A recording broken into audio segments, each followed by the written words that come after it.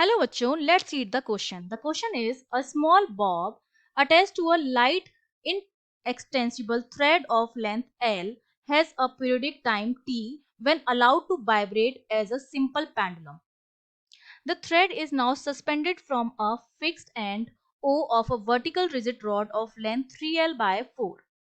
If now the pendulum performs periodic oscillation in this arrangement the periodic time will be. ठीक है, तो हमें question में क्या क्या रखा है, हमारे पास एक स्मॉल बॉब है, उस स्मॉल बॉब जो है वो क्या कर रहा है, एक हमारे पास ये थ्रेड है, थ्रेड जो है उसकी लेंथ एल दे रखी है, उससे एक बॉब अटैच है और यहाँ तक जब ये ऑक्सीलेशन करता है, ये हमने मान लिया सपोज क्या है, हमारी मेन पोजीशन है जिसको हम इक्विलिब्रियम पोजीशन कहते हैं।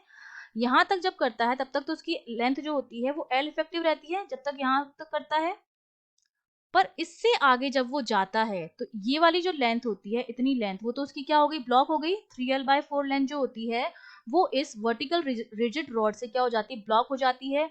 अब जो आगे के ऑक्सीडेशन होते हैं वो केवल इस लेंथ पर होते हैं, तो इस लेंथ की जो वैल्यू आएगी वो हमारे पास कितनी आएगी, L माइनस 3L/4। तो ये कितनी आ गई, L/4 आ गई। ठीक है, तो हमसे क्वेश्चन में पूछा जा रहा है कि हमारे पास टाइम पीरियड जो होगा वो कितना होगा।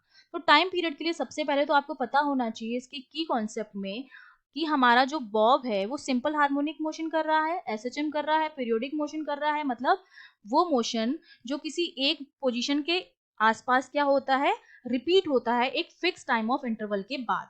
ठीक है, तो अब देखिए पीरियोडिक मोशन हो रहा है, मोशन रिपीट हो रहा है एक फिक्स टाइम ऑफ इंटरवल के बाद।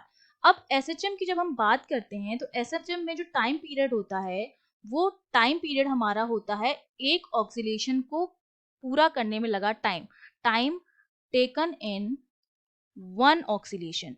और वन ऑक्सीलेशन हमारा किसके बराबर होता है, जब हमारा ऑब्जेक्ट मीन पोजीशन से एक एक्सट्रीम एंड तक जाता है जो कि पॉजिटिव एक्सट्रीम एंड होता है, फिर लौटकर मीन पोजीशन पर आकर दूसरी तरफ के नेगेटिव एक्सट्रीम एंड पर जाता है और फिर वापस से मीन पोजीशन पर जाता है। इतना हमारा होता है वन ऑक्सीलेशन, मीन से पोजीशन पॉजिटिव, पॉजिटिव से मीन, मीन से नेगेटिव एंड नेगेटिव से वापस मीन पोजीशन पर, वो हमारा होता है वन ऑक्सीलेशन। और उसमें जितना टाइम लगता है वो हमारा होता है टाइम पीरियड, और हमें क्या करना है, वही कैलकुलेट करना है।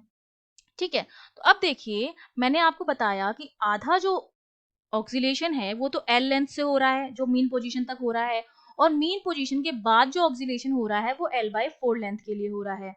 मतलब हमारा जो हाफ ऑक्सीलेशन है वो तो हो रहा है एल लेंथ के लिए, उसके लिए वो हमने मान लिया कितना है, TL मान लेते हैं। और जो हाफ ऑक्सीलेशन है बचा हुआ वो हो रहा है L/4 लेंथ के लिए, वो भी हमने मान लिया कितना है, TL मान लेते हैं।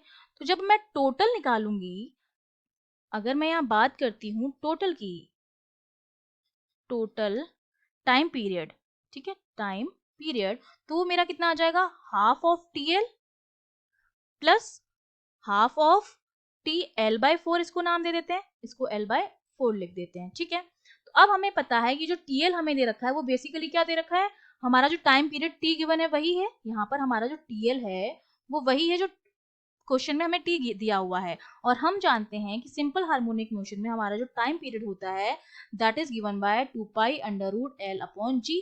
तो वो मैं यहाँ पर वैल्यू पुट कर देती हूँ, तो ये हो जाएगा हाफ, और टीएल की जो वैल्यू हो जाएगी वो हमारे पास कितनी हो जाएगी, 2π√L/g। एल यहाँ पर लेंथ है और जी हमारा क्या है, एक्सेलरेशन ड्यू टू ग्रेविटी है।